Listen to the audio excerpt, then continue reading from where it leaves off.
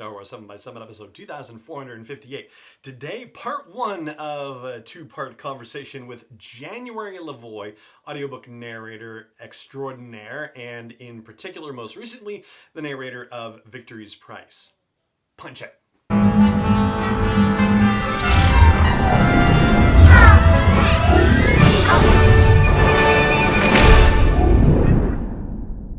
Hey Rebel Rouser, I'm Alan Voivod, and this is Star Wars 7 by 7, your daily dose of Star Wars joy. And thank you so much for joining me for it. So here is the deal with January LaVoy, her official bio. An Audiophile Magazine Golden Voice since May of 2019, January has an extensive body of work in both narration and commercial voiceover. With hundreds of audiobook titles to her credit, she has received more than 30 Earphones Awards, 18 Audie Award nominations, including 7 wins, and she was named Publishers Weekly's Audiobook Narrator of the Year for 2013. Her voice has been heard in national campaigns for products such as Revlon, Toll House, United Healthcare, Dannon, Asthma.com, Home Depot, and Obama for America.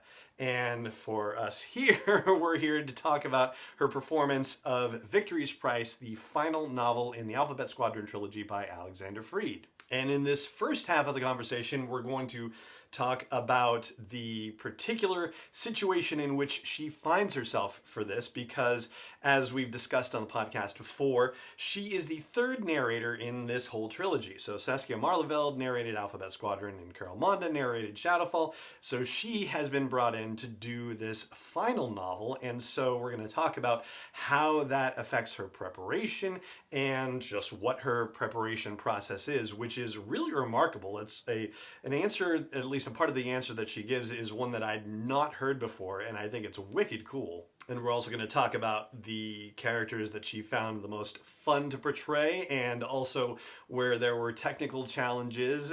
And it's very cool to talk about the way that audiobooks are created and narrated, and January is beautifully transparent about the process. And the conversation is going to start out with a little bit of reminiscing, as it were, too. And I'm really looking forward to sharing this conversation with you. So without further ado, here is part one of my conversation with January LaVoy, the narrator of Victory's Price. January LaVoy, thank you so much for joining me on Star Wars 7 by 7. How are you today? I'm great. How are you? I'm doing very well, thank you. I'm very excited to be talking with you. I wouldn't expect you to remember this because it's been many years and you meet many people, but we actually briefly met at Star Wars Celebration Anaheim in 2015. Oh my gosh. Yes. You happen to be walking in a hallway with Mark Thompson, actually. Yes. And it was one of those, kind of celebrity sightings. And I had only been not even a full year into doing the podcast. So it was really awesome to meet you at that time. And again, I'm not trying to put you on the spot or anything. I absolutely wouldn't expect you to remember. But I just wanted to say I'm so grateful to have met you, and your personality and, just your whole everything was so warm and welcoming, even to, perfect strangers saying hi and being overwhelmed and starstruck. And so I'm so happy to actually be able to, formally interview you today. That's so awesome. Thank you for saying that. And I mean, that weekend is such a blur to me because I couldn't believe I was there. I couldn't believe I was allowed to be a part of it, let alone stand on stage and perform there. And I have always told people the creativity and passion that you see, and I've gotten to actually since then do a few things at Comic-Con in New York and BookCon, and now I live in Atlanta, and when things open up again, like Dragon Con is going to be my first stop, which I haven't gotten to do because I've only lived here for a year and a half, but it's the most invigorating experience to be in a community. I mean, to say like, these are my people, these are my geeks, like these are the people who love a thing so much that they take their time and their thought and effort and into making such beautiful, creative, from the costumes to the droids to the fan art, the writing, the podcasts. I mean, it's just thrilling. I just don't think that people understand. You can't really understand it until you go. Right. But it was just, that was my first major convention. Oh, So it was. so that was just a mind-blowing experience for me. I loved every minute of it. Oh, that's so wonderful to hear. Yeah, it was really cool. And we're actually here together to talk about one of your own beautiful and most recent creations, which is the narration of Victory's Price, the final novel in the Alphabet Squadron trilogy by Alexander Freed. So I would love to start by hearing your own thoughts about the novel as a story, and maybe what elements of the novel or characters particularly resonated with you as you read and prepared for the narration process. Yeah, so we did that right before Christmas. We recorded that in December. And I knew it was going to be my last book of the year. And it was my last book of the year, 2020. Yeah. And I have to say, it's a long title. I think it ended up being, what is it, about 18 hours or so? 14 hours, something like that. It's a long one. Yeah. And reading it and performing it, I was struck by the exhaustion of people who have fought an endless battle, and who just know that no matter what they do, they have to keep re-engaging it. That, for me, was so familiar in December of last year. Oh, gosh, yes. And not necessarily having any certainty in terms of outcomes, right? And also the idea in this particular book, and to be totally honest, just right up front, I actually did not read the first two because they were narrated by other folks. And we professional narrators don't actually get a lot of, it's great when a book like this comes along that we narrate for pleasure, because we don't get to do a lot of pleasure reading, because most of what I'm reading is being prescribed by my job. Okay. I do anywhere from 35 to 60 titles a year. Oh, wow. So, I actually just recently tallied up how many pages I had read for work so far this year, and it was just over 2,600, and it's mid-March, right? So you read a lot. And so, sometimes it's things I love and sometimes it's things I love less. But, when the Star Wars books come along, it's always a treat. But so I hadn't read the first two. And so I was, doing some research and looking online at, comic art and cartoon art and all kinds of stuff to get the images in my head of who these folks were and where they'd been.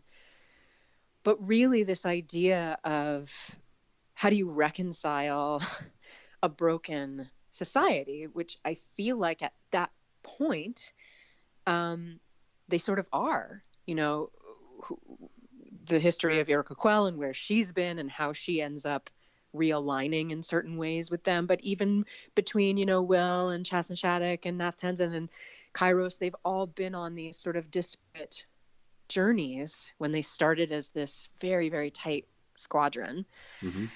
And, I just kept thinking as I was recording it every day, 'cause it took us about 4 full days in the studio, of like, how do you put a broken society back together?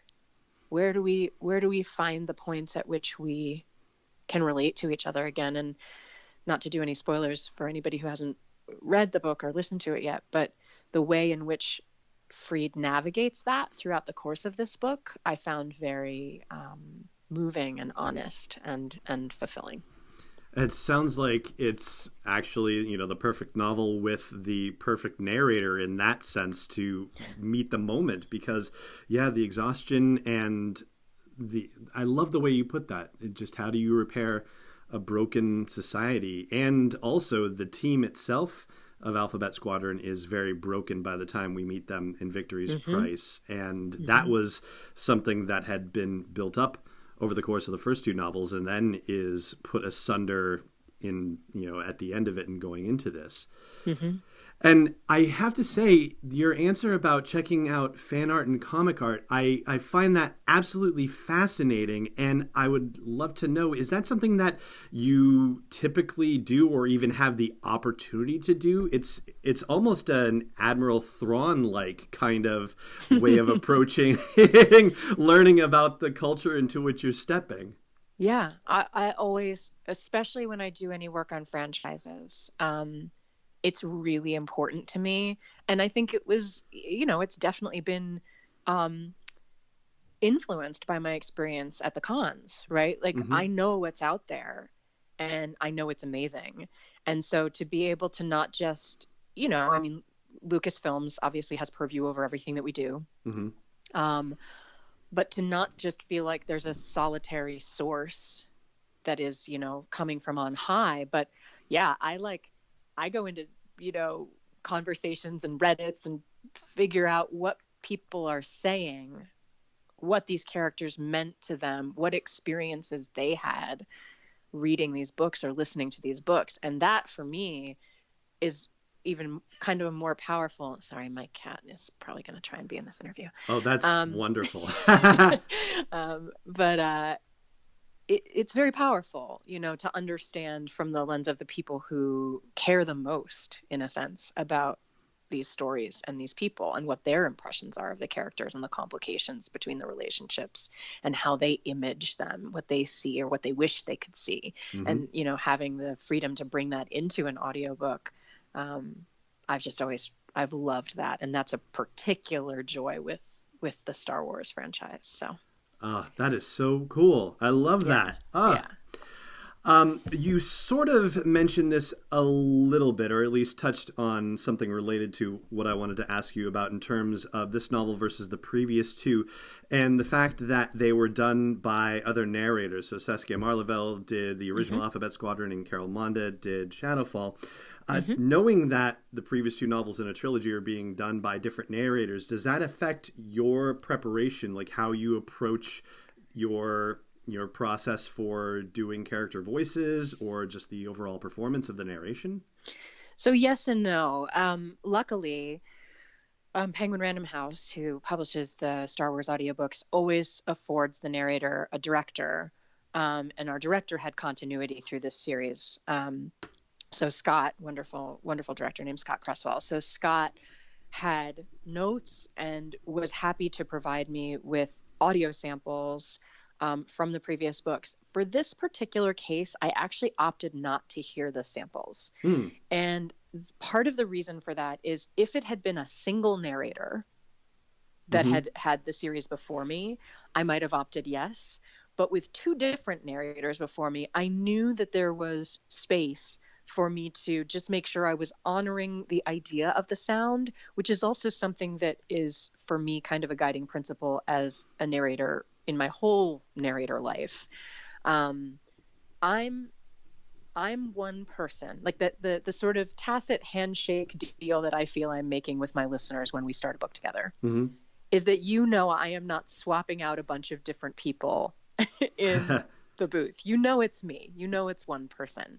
And of course, we have there's impressionism, and then there's voice acting, and they're two different things. Most voice actors are not actually impressionists. Then you have someone like superstar Mark Thompson, my dear colleague and friend, who can make you believe that certain people are actually in the room, which is super cool. But that's a very specific skill that most narrators don't have. I'm pretty good at differentiating character voices, but I don't ever pretend that I'm able to do, Harrison Ford as Han Solo. So to kind of pull back from that and just say, I'm going to give you the version of this character that honors past versions and, most importantly, honors the way that the author has written the character. Because as we all know, I mean, God bless Carrie Fisher, and she talked about her quote unquote terrible Leia accent and the differences between how she sounds. And it's because she was in drama school in England. That's why she sounds that way, right? In different parts of different films. But it's very freeing that she could laugh at it and say, well, that's just who I was as an actor at that point, and I was playing Leia, and it came through. And so you think about the fact that these are people, right? They're not characters. They're not two-dimensional. To me, they're very three-dimensional. And people's voices change when they're agitated or tired or excited or they've been through a long battle. So I felt that, like, leaning into the humanity of the way that Alexander wrote the characters in Alphabet Squadron in this particular book made it possible for me to create my version of them, because they're all in a very different place in their lives than they were in the previous two books. Oh, yes, 100% true. And would you say, out of the characters, that there was one for whom it was the most fun for you to bring to life? And also, I'll ask you, which one would you say was the most challenging, and why?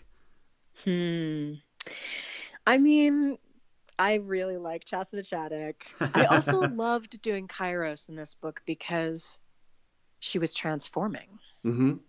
Like there is something, again, like no spoilers, but there's a transformation occurring throughout. And so the idea that something is happening is always a really exciting thing to be voicing. Like, how much of it do you let out at what point? When does full change come, and what does that mean? But yeah, they were all, and to be like really the voice that I created for Soren Keys, by the end of that book, I was like, why did I pitch him so low? I'm a low voiced woman, but I'm always kind of reaching when I get into one of those characters. And, after day 4 of living down here, it's like, oh man, I should have just made him a little less basement level. So that was a technical challenge, but also a really fun, complex villain character to get to play. How do you humanize somebody who's participated in those kinds of things? Right. But I think the writing of that character in particular was quite finely drawn. And I found myself having unexpected feelings for and about him by the end of the book. So. And he and Erica Quell have a lot of deep philosophical conversations too. Do you find that when you're narrating something that is not necessarily just bang, bang, bang, but more, thoughtful and, deeper and heavier, if you will, like, how does that affect you in the booth, or does it even affect you at all? Is it, all part of the process? Yeah, for these kinds of books, the challenge is being able to switch gears that way. I talk about audiobook narration as being quite athletic, which is very strange to say because you're literally sitting as still as you possibly can for 6 or 7 or 8 hours a day. I mean, you can't move, you can't gesture with your arms or turn your head too fast because the mic picks it up. So you have to sit perfectly still as you are inhabiting these massive, epic battles. And it's all got to come through the voice and the breath. So for me, it's always kind of an interesting, it's a relief in some ways to be able to downshift into something that's more intellectually deep as opposed to more active. And it's the rhythm of the book I found really interesting because you have so much interplay in this book between not just great philosophical questions of like why two people fighting for the same side, let's say, but for completely different philosophical reasons. But then you also have a lot of conversations in this book about what we would call mental health, right? A lot of conversation about trauma, self-care, respect. What's in a name, I'll say, is one way to put it. What do our names mean? And I loved being able to support those parts of the story. And in some ways it's even more athletically engaging because when it's just ideas that you're supporting in a book that has a lot of action in it, you do have to invest even deeper in lifting up and supporting those ideas so that they don't get lost between action sequences. All right, we're going to pause there and pick up the rest of the conversation tomorrow with more about the athletic nature of performing an audiobook narration. And from there, the conversation's actually going to turn into a much deeper and serious place. And honestly, it's one of the more important conversations that has ever taken place on the podcast. And I'm really very happy to be able to share it with you. So please tune in tomorrow for that. For now, though, like I said, we're going to stop right here, and it just remains for me to say thank you so much for joining me for the episode, as always, and may the Force be with you, wherever in the world you may be. Star Wars 7x7 is not endorsed or sponsored yet by Lucasfilm Limited, Disney, or 20th Century Fox, and is intended for entertainment and information purposes only. Star Wars, the Star Wars logo, all names and pictures of Star Wars characters, vehicles, and any other Star Wars-related items are registered trademarks and/or copyrights of Lucasfilm Limited, or their respective trademark and copyright holders. May the Force be with them. All original content is copyright 2021 by Star Wars 7x7. We hope you love it.